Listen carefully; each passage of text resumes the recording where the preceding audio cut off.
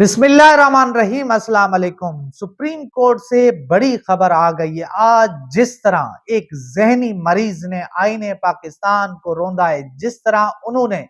لاپتہ افراد کا کیس جو ہے بگاڑ کے رکھ دیا ہے، جس طرح انہوں نے قانون کو روند کر رکھ دیا ہے، اس کے بعد ہم انا للہ و انا الیہ راجعون ہی پڑھ سکتے ہیں۔ صورتحال یہ ہے کہ آج سپریم کورٹ آف پاکستان میں قاضی کی عدالت میں آج لاپتہ افراد کا کیس لگا ہوا تھا۔ قاضی فائز عیسیٰ صاحب آج بغض عمران میں ایک طرح سے پاگل ہوئے تھے۔ آج بغض عمران میں جس طرح انہوں نے وکیل شعیب شاہین کو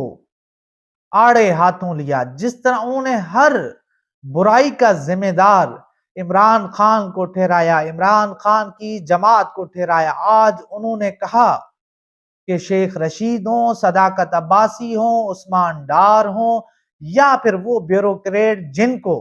اٹھایا گیا، جن کو اغوا کیا گیا، جن کے اوپر تشدد کیا گیا، عمران ریاض خان ہوں یا پھر ارشد شریف کی شہادت ہو،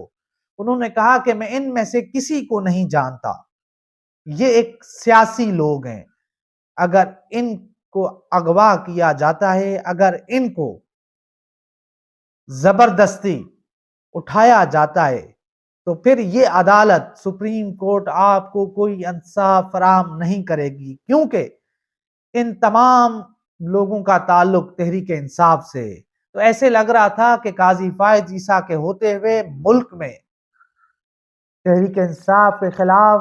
کچھ بھی ہو جائے، چاہے تحریک انصاف کے لوگوں کو مارا جائے، خواتین کی عزتیں لوٹی جائیں، لوگوں کو زبردستی اٹھایا جائے،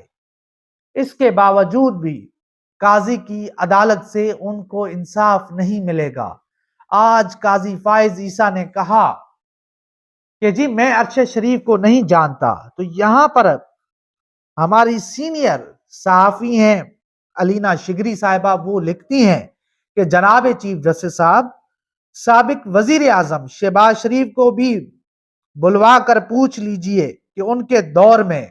محب وطن اور معروف صحافی ارشد شریف پر درجنوں مقدمات کس نے بنائے، ملک چھوڑنے پر مجبور کس نے کیا، کینیا میں ان کا بہیمانہ قتل کس نے کیا، قتل کی اب تک تحقیقات کیوں نہ ہو سکی، حقائق پر سے پردہ اٹھنے کا خطرہ کس کو ہے؟ اور قاضی صاحب یہ تو آپ ہی بتا دیں کہ ارشد شریف کا کیس جو آپ کی عدالت میں کسی کونے میں پڑا دھول اکٹھی کر رہا ہے، وہ سماعت کے لیے مقرر کیوں نہیں ہوا؟ تو یہ وہ تمام تر حقائق ہیں جو میں آپ کے سامنے بتا رہا ہوں کہ ہم جب قاضی فائز عیسیٰ صاحب آ رہے تھے،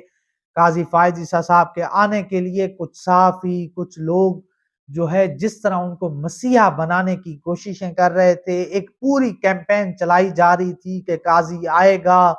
قانون جو ہے آئین کی جو ہے یہاں پر اس پہ عمل درآمد ہوگا، یہاں پر آئین اور قانون کے مطابق کام ہوں گے، مگر ہم دیکھ رہے ہیں کہ قاضی کے آنے کے بعد جس طرح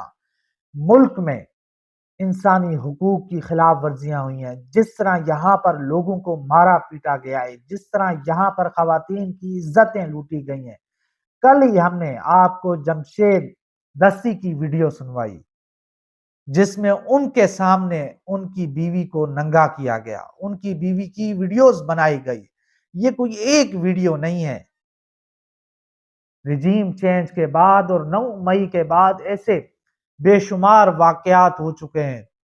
سوشل میڈیا کے اوپر، ٹی وی کے اوپر اس طرح کے واقعات آ چکے ہیں،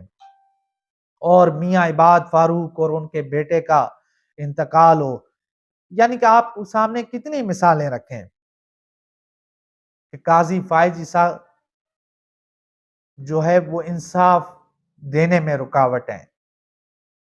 وہ انصاف نہیں دے پا رہے۔ اگر یہی واقعات اگر پارٹی نون لیگ کے ساتھ ہوتے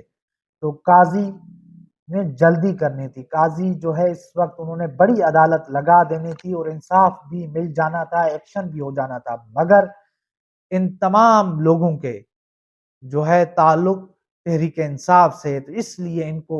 سپریم کورٹ آف پاکستان سے انصاف نہیں ملے گا۔ اور دوسری طرف قاضی صاحب نے کہا کہ عمران ریاض خان، میں ان کو بھی نہیں جانتا، پوری دنیا ان کو جانتی ہے۔ 142 دن وہ جس ظلم اور بربریت جو انہوں نے سہا، جس طرح کے مظالم ان کے اوپر ڈھائے گئے، پھر وہ جس حال میں برآمد ہوئے، وہ جس حال میں بازیاب ہوئے، وہ بھی پوری قوم نے دیکھا۔ اور قاضی صاحب آج انصاف کے منصب پر بیٹھے ہوئے جھوٹ پر جھوٹ بول رہے تھے، اور وہ یہ کہہ رہے تھے کہ میں عمران ریاض خان کو نہیں جانتا۔ شیخ رشید کے ساتھ جو کچھ ہوا، صداقت عباسی کے ساتھ جو کچھ ہوا، عثمان ڈار کے ساتھ جو کچھ ہوا، اور قاضی صاحب یہ کریں کہ جی وہ ہمارے پاس کیوں نہیں آ رہے؟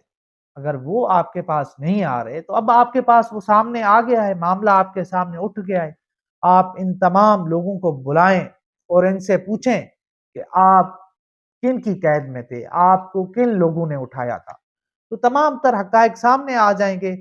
تو ہم دیکھ رہے ہیں کہ یہ ڈرامے بازی کی جا رہی ہے، ایک مکروہ کردار ہے۔ ہم پہلے ہی آپ کو بتا چکے تھے کہ جب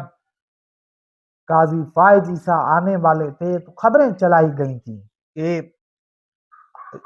آرمی چیف سے جو ہے خبر چلائی گئی تھی ذرائع سے کہ جی آرمی چیف نے کہا ہے کہ جب قاضی فائز عیسیٰ آ جائے گا تو اس سپریم کورٹ سے ہمارے تمام معاملات طے ہو چکے ہیں، ہماری تمام تر چیزیں طے ہو چکی ہیں، اس سپریم کورٹ کے ساتھ ہمیں کوئی مسئلہ نہیں ہوگا، یہ سپریم کورٹ ہمیں کوئی تنگ نہیں کرے گی، ہمارے کسی بھی معاملے میں رکاوٹ نہیں ڈالے گی۔ ہم بھی یہی دیکھ رہے ہیں کہ سپریم کورٹ جس طرح سے کام کر رہی ہے، جس طرح ملک میں یہ جو کھیل کھیلا جا رہا ہے، آئین قانون کو روندا جا رہا ہے، سپریم کورٹ اس میں جس طرح سے معاونت کر رہی ہے، جس طرح کی سہولت کاری دے رہی ہے۔ ابھی ایک عدالت لگی ہوئی ہے جس کے اندر نواز شریف کو اہل کرنے کے لیے ان کی سر سے تاحیات نااہلی کی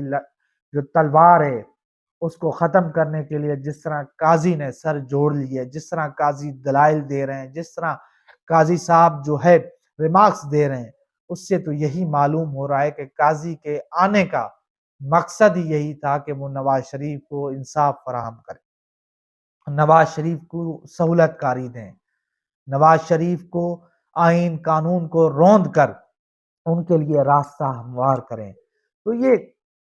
پوری صورتحال ہے جو میں آپ کے سامنے رکھ رہا ہوں۔ آج کی سماعت تھی لاپتہ افراد کے حوالے سے، ملک میں جس طرح سے لوگوں کو اٹھایا جا رہا ہے۔ انہوں نے کہا کہ اعتزاز احسن،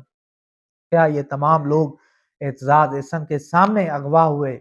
ان کو لاپتہ کیا گیا؟ تو ایسے عجیب و غریب جو ہے آج ریمارکس دیے گئے، سوالات اٹھائے گئے، شعیب شاہین کے ساتھ جو ہے تابڑ توڑ ان کے اوپر حملے کیے گئے۔ تو یہ وہ تمام تر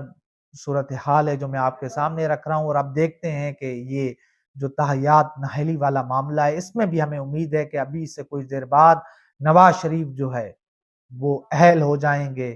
پھر وہ جو تمام ایک طرح سے ایک بند دروازے تھے وہ کھل جائیں گے، پھر وہ وزیر اعظم پاکستان بھی بنیں گے۔ یہ وہ تمام تر صورتحال تھی جو میں نے آپ کے سامنے رکھی ہے۔ تو انشاءاللہ ملتے ہیں اگلی ویڈیو میں، تب تک کے لیے اللہ حافظ۔